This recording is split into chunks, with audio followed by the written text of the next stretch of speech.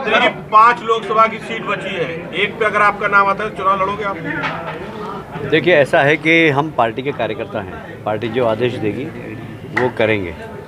पर मुझे इस बात की बहुत प्रसन्नता है कि देश के प्रधानमंत्री नरेंद्र मोदी के नेतृत्व में जिस प्रकार विकास के कार्य हो रहे हैं, यदि हम देखें तो पिछले 3 महीने में 85 लाख करोड़ के शिलान्यास और उद्घाटन हुए हैं। मेरा ख्याल है कि आज़ादी के बाद इतने ज़बरदस्त विकास के काम कभी नहीं हुए जितना भी हुए हैं। आज ही अगर हम रेलवे की बात करें तो लगभग 80,000 करोड़ के आज ही उद्घाटन हुए।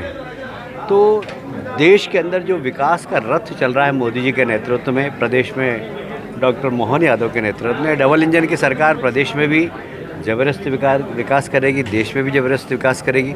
और इस विकास के कारण और विशेषकर गरीब कल्याण की योजनाओं के कारण गरीबों का एक बहुत बड़ा वोट बैंक मोदी जी के साथ है। तो मुझे लगता है कि जैसा हमने नारा दिया है इस बार 400 पार, मुझे कोई आश्चर्य नहीं होगा अगर 400 से भी अधिक सीट लोकसभा में हम जीतेंगे और एक बार फिर से मोदी जी के हाथ में देश की बागडोर। 5 सीटें बची हैं, अगर आपको टिकट मिलता है तो आप चुनाव लड़ेंगे किसी एक सीट? देखिए, काल्पनिक प्रश्न का मैं जवाब नहीं देता। हरियाणा में जेजेपी ने आपसे गठबंधन तोड़ लिया है। हमने तोड़ा है उनसे, उनके कारण हमारी पार्टी बदनाम हो गई थी। मैं परसों हरियाणा में ही था, हम लोगों की काफ़ी चर्चा हुई। चर्चा के बाद ये निर्णय लिया गया कि जेजीपी वहाँ पर कुछ न कुछ इस प्रकार के काम कर रही थी जिससे सरकार की छवि खराब हो रही थी, इसलिए हमने जेजीपी से नाता तोड़ा। इससे नुकसान तो नहीं होगा पार्टी को आगे? बिल्कुल नहीं, बिल्कुल नहीं। मैं कह रहा हूँ ना आपको कि हरियाणा में भी बहुत विकास हुआ मनोहर लाल खट्टर जी के नेतृत्व में, और देश में भी बहुत विकास हुआ। हरियाणा की पर कैपिटा इनकम बढ़ी है। आप 75 साल से कांग्रेस से लड़ रहे हैं और आज वही कांग्रेस के लोग आपके साथ में पूरे आ गए, तो ये कहीं ना कहीं भारतीय जनता पार्टी को खराब नहीं करेंगे? देखिए, हम जब संघ की शाखा में जाते थे तो हमें एक बौद्धिक में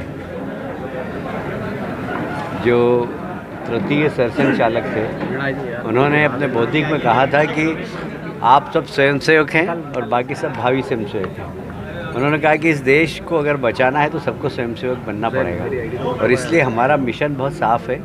हम देश को ताकतवर बनाएंगे और इसलिए सबको साथ में लेके चलेंगे। हमारा नारा भी है, सबका साथ, सबका विकास, सबका विश्वास और सबका प्रयास।